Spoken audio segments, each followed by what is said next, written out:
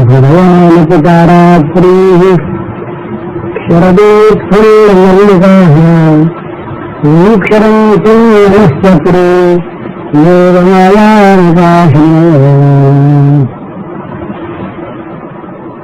राष्ट्रीयता ध्वनि का पहला श्लोक है।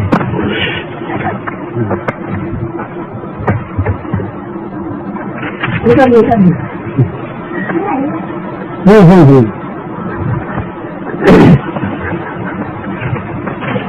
तो योग माया का क्या अभिप्राय है, इसको विभिन्न संतों ने विभिन्न प्रकार से देखा और भगवान की योग माया है, इसलिए सभी का देखना ठीक है। योग माया के जितने अर्थ हैं तो सभी अर्थ समझते हैं और सभी अर्थ यहाँ पर लागू होते हैं। तो भगवान ने अपनी परम मधुर लीला में जिस प्रकार अत्यंत महाशक्तिता का प्राकट्य किया, उसी प्रकार से इसमें अन्य विशेषता और भी है। तो थोड़ा सा उसका अर्थ और ले लिया जाए तो माया देहो कृपायांच, इस अभिधान के वचनानुसार माया शब्द का अर्थ कृपा भी होता है। तो योग माया विकास होता है। इस वाक्य का इसके अनुसार व्याख्या करें तो योगे आत्मना सर्वने या माया कृपा काम का सत्ता भगवान बनते मनस्पते।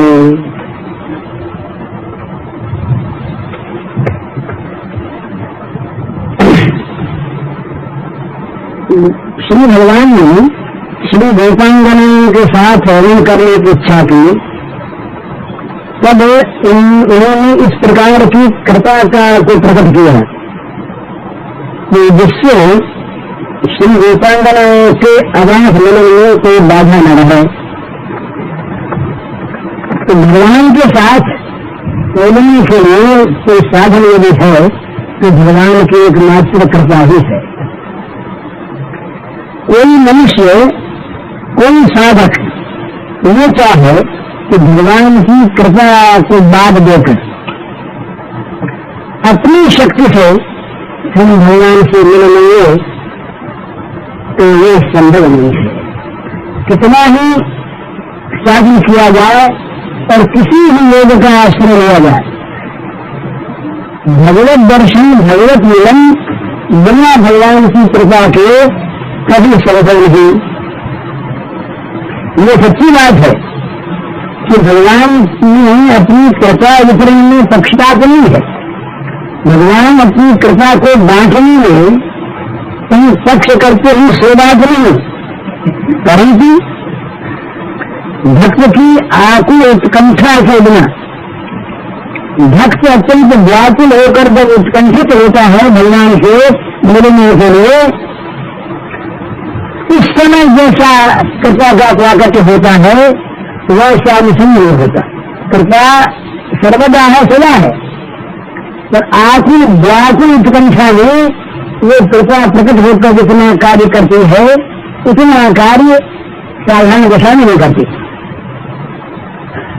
तो कहते हैं भाई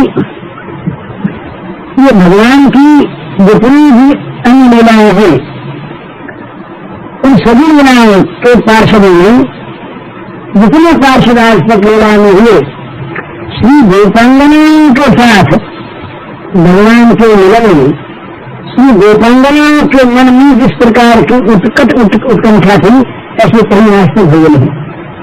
इसीलिए ऐसा नहीं कहीं हुआ। ये सिद्ध है कि गोपांगना की जिस प्रकार की उत्कट उत्कंठा हुई वैसी उत्कंठा किसी पार्षद में आज तक नहीं हुई। इसीलिए गोपांगनाओं के साथ इस प्रकार का मिलन भगवान का हुआ, ऐसा कभी नहीं हुआ। कहते हैं ऊख है, ऊख गन्ना, ऊख दंड किसी गन्ने में स्वभावत ही रस परिपूर्ण है, रस नहीं, परंतु जितना उसका अधिक पोषण होता है उसी परिमाण में रस निर्गम होता है, रस का ताकत होता है, रस बाहर निकलता है। गन्ने को भी बहुत कम देर दिया जाए तो कम रस निकलेगा, और बहुत अधिक गन्ने का पोषण किया जाए तो बहुत अधिक रस निकलेगा। तो भगवान की कृपा स्वभावतः परिपूर्ण होते हुए भी भक्त की सेवा की आकांक्षा जिस परिमाण में होगी उसी परिमाण में उस भक्त के सामने भगवान की कृपा का प्रकाश होगा। भक्त की सेवाकांक्षा, भक्त की भगवान की सेवा करने की आकांक्षा जिसकी जितनी जैसी होगी उसी के अनुसार कृपा का प्रकाश होगा। तो इन बजरंगियों के समान सर्व त्याग करके श्री कृष्ण की सेवा की आकांक्षा प्रभु ने आज तक कहीं नहीं हुई, इसीलिए भगवान की ऐसी कृपा आज तक कहीं नहीं हुई। और भगवान की कृपा के बिना कोई भी न देख सकता है, न उनसे मिल सकता है, और न उनकी सेवा ही कर सकता है। भगवान की कृपा से नहीं देखने का, मिलने का, सेवा करने का अधिकार मिलता है, मनुष्य के साधन से नहीं। तो ये भगवान अवान मनुष्य गोचर है, भगवान को मन नहीं जान सकता, भगवान का बखान गान नहीं कर सकते, भगवान इन हाथों से सेव नहीं होते, तथापि अपनी कृपा से वो भक्तों के दृश्य बन जाते हैं, वो भक्तों के वाक्य बन जाते हैं, भक्तों के भाग बन जाते हैं, और भक्तों के थे बन जाते हैं। मैंने भक्त उन्हें देख सकते हैं, भक्त उनका वर्णन कर सकते हैं, भक्त उनके संबंध में विचार कर सकते हैं, और भक्त उनकी सेवा कर सकते हैं। ये सब बातें नहीं सुनने पर भी भक्त के लिए हो जाते हैं। नित्या भक्तो भगवान ईक्षते विशक्तः तावते परमात्मा कत्स्मता निसंदेह। भगवान नित्य भक्त है, अपनी शक्ति से, अपनी कृपा से ही भक्तों के दृश्य होते हैं। उनकी कृपा के बिना इस अपेक्षा परमात्मा तत्व को कोई देख ले, उसको ज्ञान देने की बजाय ये भी संभव नहीं। तो बजरंगियों ने श्री कृष्ण के प्रति सुखबुद्धि से भरना दी, तो श्री कृष्ण ने भी ठीक इसी भाव से उनके साथ मिलन और विहार किया। तो श्री कृष्ण की पूर्ण कृपा के बिना ये लोक वेद विद्विष्ट भाव से इस प्रकार का मिलन कदापि संभव नहीं। तो भगवान की उनकी अपनी बहुत प्रकार की लीलाओं में बहुत प्रकार से भगवान का भक्तों के साथ मिलन हुआ होता है, किंतु रासक्रिया में जिस प्रकार से श्री गोप रमणियों के साथ भगवान का मिलन हुआ, इस भाव से किसी लीला में किसी के साथ नहीं हुआ। इस लीला में इस प्रकार की कृपा शक्ति का विकास हुआ था कि श्री गोपांगनाओं को पर मानकर देश बिहार में तैयार करते। तो कहते हैं कि भगवान की जो कृपा शक्ति है ये तमाम अनंत शक्तियों में श्रेष्ठ है। और कृपा शक्ति जब प्रकट हो जाती है तो भगवान की सारी शक्तियां उस कृपा शक्ति की अनुगामी होकर सेवा करने लगती हैं, सब शक्तियां। तो भगवान सर्वेश्वर होने पर भी अपनी इच्छा से स्वयं इस कृपा शक्ति के अधीन है। ये कृपा शक्ति जहां प्रकट होती है वहां नाना प्रकार से भक्तों की मनोवासना भगवान पूर्ण करते हैं। तो ब्रजरमणियों ने अपने इस परम प्रेरवश धैर्य, लज्जा, कुल, शील, मान, भय आदि, लोक परलोक आदि सबका परित्याग करके निर्बाध श्री भगवान की सेवा करने के लिए अत्यंत उत्कंठित होकर, मैंने उत्कंठा की चरम सीमा पर पहुंचकर जब उन्होंने भगवान के समीप जाने की इच्छा की, तब भगवान की कृपा शक्ति पूर्ण रूप से विकसित होकर भगवान को भी उनके प्रेम सेवा ग्रहण के योग्य सजा दिया। और उसी प्रकार से गोपियों के साथ श्री गोपीनाथ का मिलन संगठित हुआ। इसीलिए ये लीला सर्वलीला मधुकरणी कहलाई। तो इससे योगमाया निपाशता है, इस वाक्य से भगवान की निर्वधि कृपा का ही संकेत मिलता है।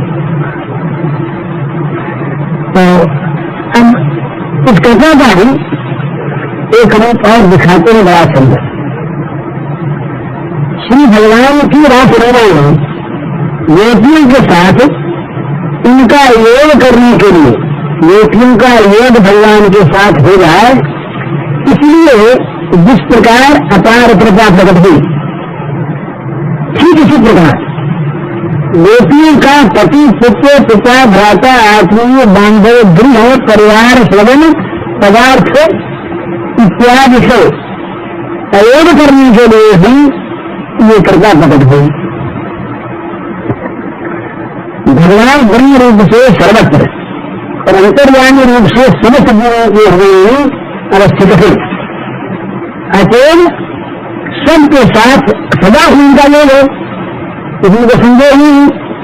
किंतु स्त्री, पुत्र, स्वामी, परिजन, विषय, वैभव, दो घर इत्यादि के साथ अयोग में रहने के कारण इस नित्य योग का अनुभव नहीं होता। बात समझ आएगी नहीं? यानी भगवान तो सभी के हृदय में नित्य रहते हैं, तो इसलिए भगवान का किसी के साथ कभी वियोग है नहीं। योग होगी पर ये योग दिखता क्यों नहीं? इसलिए नहीं दिखता कि घर में, घर वालों में, परिवार में, संसार में, भोजन में, प्राणी पदार्थों में योग हो रहा है, वहां योग नहीं है। वहां अयोग हो तो यहाँ योग हो। तो यहाँ कृपा शक्ति ने दोनों काम किए। गोपियों का पति पुत्र आदि से अयोग किया और भगवान से योग किया। तो ये योगमाया अयोगमाया दोनों प्रकार से। तो कहते हैं कि जगत में जो साधक भक्त शरीर कीर्तनादि ध्यान आदि के द्वारा भक्ति के निष्ठान से भगवान का निर्वधि ध्यान करके दैनिक, सांसारिक, वैषयिक कर्म से विरत देते हैं, परंतु निविष्ट भाव से सर्वदा ध्यान ही नहीं लगे रह सकते। नहीं रह सकते कि वो देवहरी के लिए भगवान की ओर जाते हैं, परंतु घर में ही उनका योग बना रहने के कारण से पुनः विशेष सागर में कूद बनते हैं। इधर गए और यहाँ का योग छूटा नहीं, संसार का संयोग छूटा नहीं, और भगवान में योग करने गए तो घड़ी आज गई तो भगवान में जाकर के लगने की चेष्टा की, योग किया, परंतु ये अयोग हुआ नहीं था, इसलिए फिर विशेष सागर में कूद करे। तो इस अयोग के बिना काम नहीं होता। अगर इन ध्याननिष्ठ, साधननिष्ठ लोगों का स्त्री पुत्र इत्यादि में सबका अयोग हो गया होगा तो साधन काल में भगवान का योग नित्य बन जाएगा। तो बाबा आते रहे ये घर का, संसार का योग ही बार बार वहां से खींच कर भगवान से ये भगवान का योग कराता है, उसमें लगाता है। तो इसलिए देह भवकारी, देह और देह के संबंधी विषय, इन सबसे अयोग हुए बिना भगवान की योग स्फूर्ति ठीक से सिद्ध नहीं होती। मैं इनसे वियोग हुए बिना भगवान के संयोग से बनी होता। और होता भी है तो स्थायी नहीं होता। बुलवाड़ी की बात तो छोड़ दें, धन प्रहलाद जिनके समान भगवान के भक्त कौन होंगे, भक्त शिरोमणि, और इनकी जीवन पर विचार करके देखे, साक्षात भगवान के लीला विग्रह का एक सौभाग्य उन्हें प्राप्त हुआ, किंतु संपूर्ण रूप से विषयों से अवैध न होने के कारण ये फिर भी राज्यकारी में रत हो गए, दोनों को लड़ाई करने गए, प्रभात में भी लड़ाई की। उसके बाद कई बार यह नारायण की लड़ाई हो गई, प्रभात की बड़ा बयान हो गया।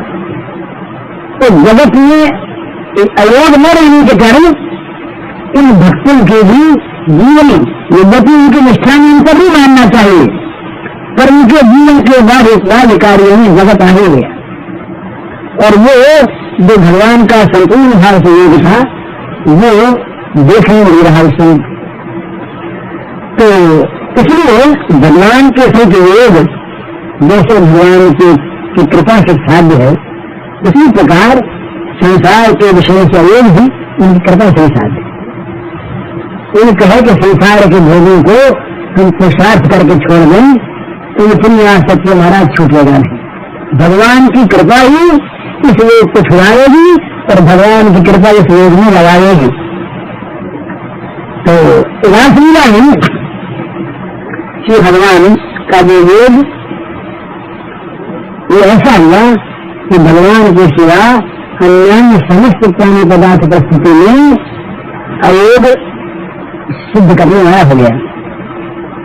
तो ऐसी इस प्रकार की योग माया अयोग माया, योग कराने वाली कृपा और अयोग कराने वाली कृपा, इन दोनों कृपाओं का प्रकाश करके भगवान ने रंतु मनस्पते रमन की इच्छा की, इसकी कृपा प्रकाश करती। अतएव इस रासलीला में भगवान योग माया उपासता है और अयोग माया उपासता भी है।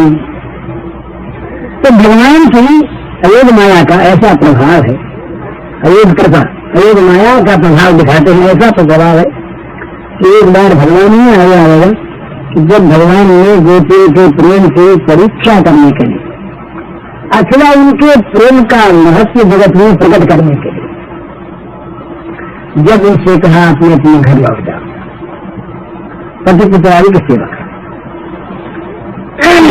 उनका अयोग कितना हो चुका था ये बोली।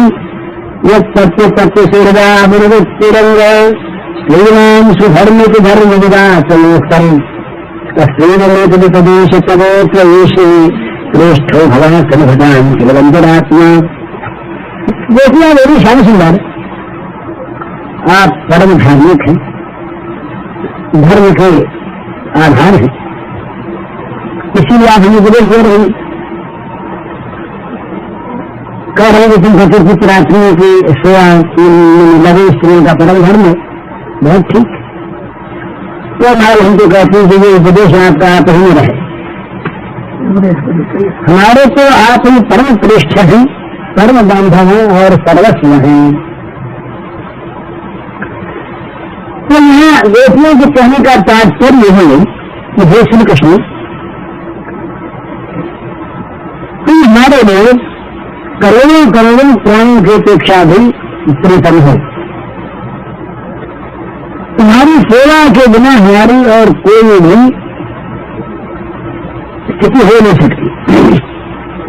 तुम्हारी सेवा को छोड़कर क्षमात्र के लिए हम दूसरा काम करें, इस प्रकार की हमें शक्ति है ही नहीं।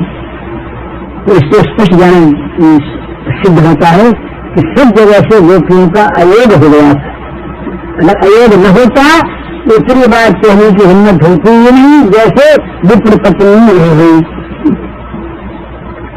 तो श्री कृष्ण प्रेमवती गोपरमणियों के साथ रासलीला में जब प्रकट हुए तो कितनी प्रकार से उनकी कृपा को प्रकट हुआ, इसकी कोई सीमा नहीं है। तो यह भी देखा योग माया अयोग माया के वर्णन से। तो इसके अतिरिक्त अयोग माया मुकाश्रित है, इसकी व्याख्या और भी होती है। आया है मैंने अयोगत गच्छति थी अयोगा। तो इस प्रकार से व्याख्या करने पर मालूम होता है हमारी लोग लोह के समान जिसकी गति है उसको कहते हैं अयोगा। अयोगत गच्छति थी, लोह के समान जिसके चार है लोहे के समान उसको कहते हैं अयोगा। तो भगवान की ये माया ये कृपा अयोगा है। तो अयोगा अर्थ क्या हुआ कि जैसे लोहा चुंबक को देखते ही स्वाभाविक उसकी ओर दौड़ता है, लोहा दौड़ पड़ता है, इसी प्रकार प्रेमी भक्तों को देखकर भगवान की कृपा उनकी ओर दौड़ पड़ती है। ठीक है मुझे तो कहती हूँ कि लोग जिस प्रकार से तो उसका मन चुंबक है कि स्वभावती दौड़ता है, लोहे को दौड़ाना पड़ता नहीं। चुंबक सामने आ गया तो लोहा दौड़ गया, स्वभावता है। इसी प्रकार से भगवान की कृपा भी प्रेमी भक्तों के सामने दौड़ती है।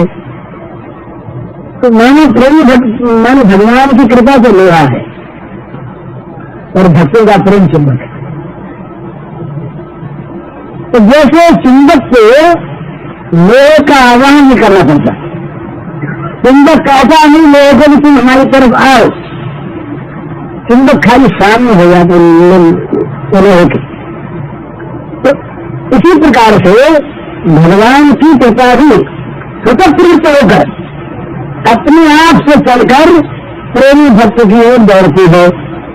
लेकिन एक बात है, ये लोह चुंबक के दृष्टांत में देखते हैं उदाहरण में कि यदि लोहा परिमाण में बहुत ज्यादा हो, 1000 मन लोहा हो और चुंबक को तोला सा ही हो, तो वो चुंबक खींचने वाला होने पर भी इतनी लोहे को नहीं खींच सकता। तो इसी प्रकार से भगवान की कृपा का परिणाम इतना ज्यादा है, वो लोहा इतना भारी है, भगवान की कृपा रूपी लोहा इतना अधिक है। कृपा की शोभा जो है ये हम पता नहीं है। भगवान कृपा इतनी सी भगवान की भगवान कृपा सीमित हो, जैसे भगवान अनंत उसी प्रकार से भगवान की कृपा भी अनंत। तो अनंत की कृपा ये लोहा अनंत में है, विषय मिलेगा। तो इसलिए लोहा उसको खींचने के लिए चुंबक भी बहुत बड़ा होना चाहिए।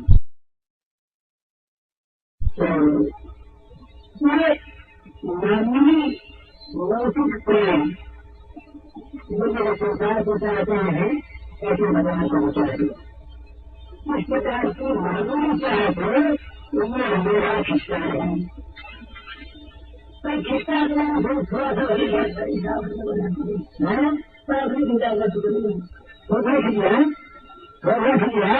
और पूरा जिस प्रकार की दो प्रमणियों को जिस प्रकार की कृपा हुई उस प्रकार की कृपा तो दो प्रमणियों के समान चुंबक होने से होती है, नहीं होती नहीं। ये विषय नहीं चल रहा है अपने। तो कहते हैं कि बजरंगी के प्रेम की चीज इतनी बड़ी और इस प्रेम का परिमाण इतना प्रचुर, इतना महान कि भगवान की कोटि कोटि सुंदर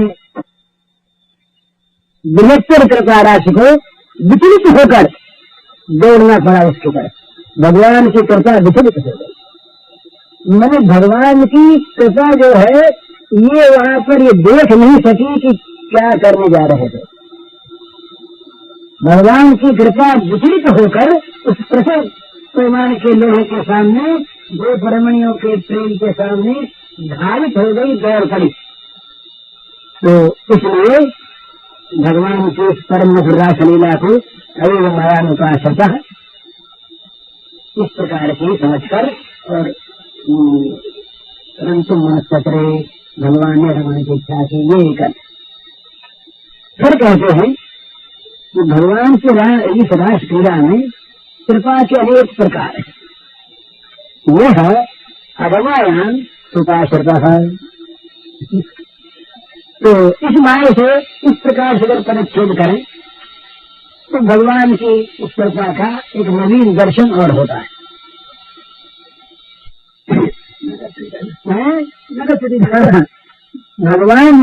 भगवान ने रमण करने की इच्छा थी। भगवान अपनी रंतु मनुष्य करे। तो यहाँ प्रश्न होता है कि अनंत रूपधारी भगवान ने किस रूप में रमण करने की इच्छा थी। इस प्रश्न के उत्तर में कहा जाता है कि यह अगमायाम उपाश्रिता है।